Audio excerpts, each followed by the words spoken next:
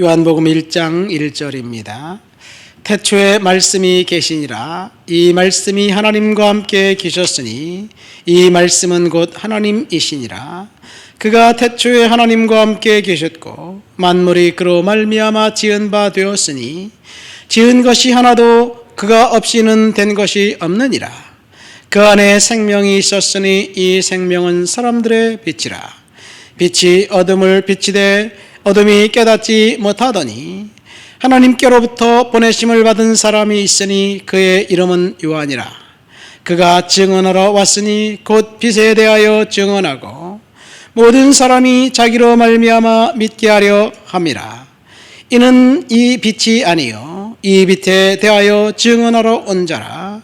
참빛 곧 세상에 와서 각 사람에게 비추는 빛이 있었나니 그가 세상에 계셨으며 세상은 그로 말미암아 지은 바 되었으니 세상이 그를 알지 못하였고 자기 땅에 오매 자기 백성이 영접하지 아니하였으니 영접하는 자 곧 그 이름을 믿는 자들에게는 하나님의 자녀가 되는 권세를 주셨으니 이는 혈통으로나 육정으로나 사람의 뜻으로 나지 아니하고 오직 하나님께로부터 난 자들이니라. 말씀이 육신이 되어 우리 가운데 거하심에 우리가 그의 영광을 보니 아버지의 독생자의 영광이요 은혜와 진리가 충만하더라. 아멘. 태초로부터 계셨던 생명의 말씀, 그 생명의 말씀이 이 세상에 빛으로 세상에 왔다. 그렇게 이제 요한은 증언하고 있습니다. 이 생명의 말씀, 태초로부터 계셨던 그 말씀이 하나님이신데 그 말씀이 세상을 하나님과 함께 창조했다. 그러니까 요한복음 1장은 창조의 기사입니다. 창세기 1장과 1장처럼. 그 다음에 태초에 하나님 말씀이 이 땅에 오셨다 는 말씀은 또 성탄의 기사이기도 합니다. 마태가 전한 성탄, 누가가 전한 성탄의 메시지와 그 요한이 전한 성탄의 메시지는 180도 다릅니다. 마가는 성탄의 메시지를 전하지 않고 성급하게 예수 그리스도의 그 신적 권능을 나타내기 위해서 이제 그 회개하라 천국이 가까웠느니라는 선포와 함께 예수님께서 귀신을 축출하고 병든 자를 고치면서 하나님의 나라가 이 땅에 도래했음을 선포합니다. 요한이 전한 이 창조의 기사, 요한이 전한 이 성탄의 기사는 사람들에게 거부당했다. 사람들이 예수님을 거부했다는 이야기지요. 만물이 그로 말미암아 지은 바 되었는데 지은 것이 하나도 그가 없이는 된 것이 없느니라. 그 안에 생명이 있었으니 이 생명은 사람들의 빛이라. 빛이 어둠에 비추되 어둠이 깨닫지 못하더라. 빛이 어둠에 비쳤는데 사람들이 깨닫지 못합니다. 사람들이 거부합니다. 그러니까 예수님은 거부당하기 위해서 이 땅에 오신 창조주였습니다. 왜 사람들이 하나님을 거부하고 예수님을 거부할까요? 교회에서는 오직 예수 그리스도만 유일한 길이다. 그렇게 이야기합니다. 하나님만 믿어야 된다. 그렇게 이야기합니다. 하나님만 예배해야 된다. 다른 신들은 우상이고 그리고 다른 신들은 그 축복이 아니고 저주다. 그런 이야기를 해요. 오직 하나님만 믿어야 된다는 그 강조. 그 강조에 대해서 사람들은 비아냥거리고 비웃고 독선이고 독설이라고 이제 비난합니다. 그 이유가 뭘까요? 그 이유는 사람들이 하나님에 대해서 모르기 때문에 그래요. 아니 의도적으로 거부하기 때문에 그렇습니다. 사실 하나님이 그 사람들의 생각은 하나님, 신은 인간이 고안해낸 창조물이다. 그렇게 생각하고 그렇게 가르칩니다. 그것은 8세기 계몽주의 사상으로부터 유래합니다.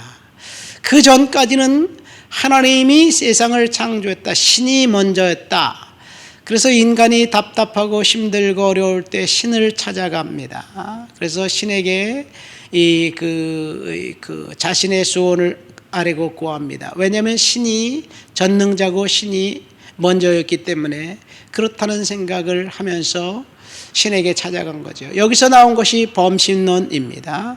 세상에 수많은 신들이 있지요. 그러나 성경은 수많은 신들이 아니라 하나님이 먼저다라고 주장을 하고 이야기합니다. 그런데 인간이 지금 문명이 발달하면서 인간의 머리가 깨지면서 과연 그럴까라고 생각하면서 인간이 신을 고안해냈다라고 주장합니다. 인간은 신의 하수인이고 신은 인간의 하수인이고 신은 인간의 심부름꾼으로 전락하고 맙니다. 그래서 인간은 이성으로 그 모든 것을 할 수 있다라고 주장하고 생각하기 시작했습니다. 그래서 이 세상에는 두 가지 신론이 있는데 그것은 유신론과 범신론입니다. 그리고 유신론과 범신론은 동일한 맥락이지만 그 외에는 무신론입니다. 신은 없다라고 주장하면서 인간의 이성만이 옳다라고 주장합니다. 이렇게 인간의 이성이 옳다라고 주장하는 사람들이 프랑스 혁명의 아버지 개혁자들이 계몽주의자들이 프랑스 혁명을 일으키고 그 다음에 그 인간의 이성 외의 교육을 이제 통해서 인간을 교육시키면 이 땅을 유토피아로 건설할 수 있다라고 생각하게 됩니다. 그러니까 교육으로 신은 없다는 주장을 계속하면서 인간의 이성이 최고다라는 그런 사고방식을 이제 인간의 머리에 주입했어요. 그래서 아이들이 조금 크면 사춘기쯤 되면 이제 그 종교에 대해서 반항합니다. 교회 가라 그러면 왜 교회 가야 되나요? 종교의 자유가 있는 것 아닙니까? 뭐 이런 식으로 아이들이 반항하고 저항하기도 합니다. 그 이유는 은연중에 신은 없다라는 교육, 세속 교육에서 이제 교육을 받았기 때문에 그렇습니다. 그러니까 여기 보면 사람들이 깨닫지 못했다라는 이야기를 볼 때 사람들이 깨닫지 못한 것이 아니라 사실은 사람들이 거부한 거예요. 신은 존재하지 않는다라고 거부한 겁니다. 현대적 무신론을 통해서 교육으로 이제 아이들을 가르칩니다. 그래서 이 교육에서 말하는 종교는 하나님은 우리 생각의 투사이며 상상이다 라는 주장을 독일의 철학자 포이에르바하가 주장했습니다. 그의 제자 중 한 사람이 칼 막스입니다. 칼 막스는 그 헤겔 법철학 서문에 이런 글귀를 남겼습니다. 인간이 종교를 만든 것이지 종교가 인간을 만든 것이 아니다. 종교는 피압박 민중의 한숨이며 무정한 세계의 한숨이며 정신을 상실해버린 현실의 정신이다. 종교는 민중의 아편이다.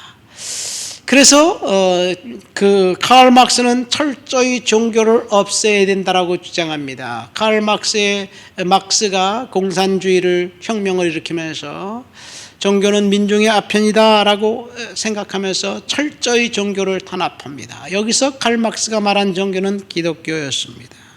이 칼 막스의 제자 또 다른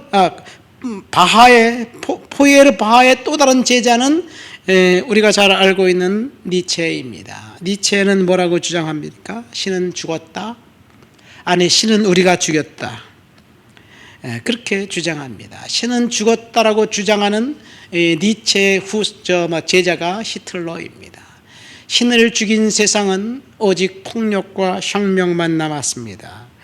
여러분, 신이 죽었다라고 생각하면서 사람들의 마음속에 드는 것은 그 유물론이에요. 유물론은 모든 것은 물질이다라고 생각합니다.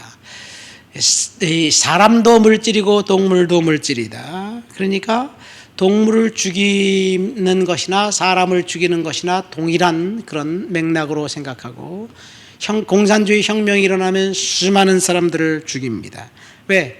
사람을 죽인 것이 아니라 신의 형상을 닮은 인간을 죽인 것이 아니라 동물을 죽인 것이기 때문에 그들에게는 하등의 양심의 가책도 없습니다. 오늘 신을, 하나님을 거부했던 사람들을 통해서 이 세상의 역사는 찬란하게 빛나는 것이 아니라 처참해지고 그리고 무질서해지기 시작합니다. 이제 20세기 들어서 그 무신론이라는 그 신은 없다, 신은 죽었다라는 주장을 사람들이 하지 못하게 됩니다. 왜냐하면 신이 죽었다라고 생각하니까 그 신은 있어야지 죽지요. 그렇죠? 그러면 무신론은 그 신이 있다는 것 자체를 거부하는데 사실 신이 없다는 것을 증명할 수가 없어요. 신이 있다는 것을 증명할 수 없듯이 신이 있다는 것도 증명할 수 없습니다. 그래서 사람들은 신은 있는지 없는지 모른다라고 이제 생각하면서 불가지론이라는 것이 나왔습니다. 버트란트 러셀 같은 사람들이 이렇게 주장하는 거예요. 요즘은 유실론과 불가지론밖에 없습니다. 신은 있는지 없는지 모른다라고 이제 사람들은 생각을 합니다.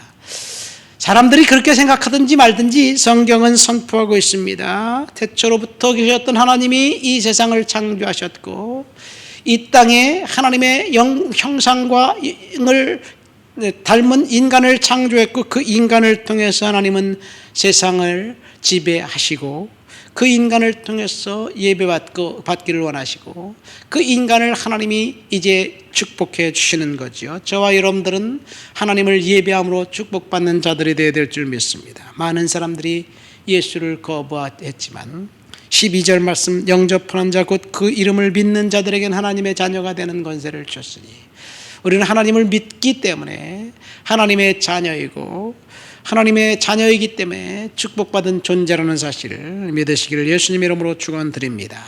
하나님 아버지 감사합니다. 오늘도 주님 앞에 나와 주를 높여드립니다. 주를 예배합니다.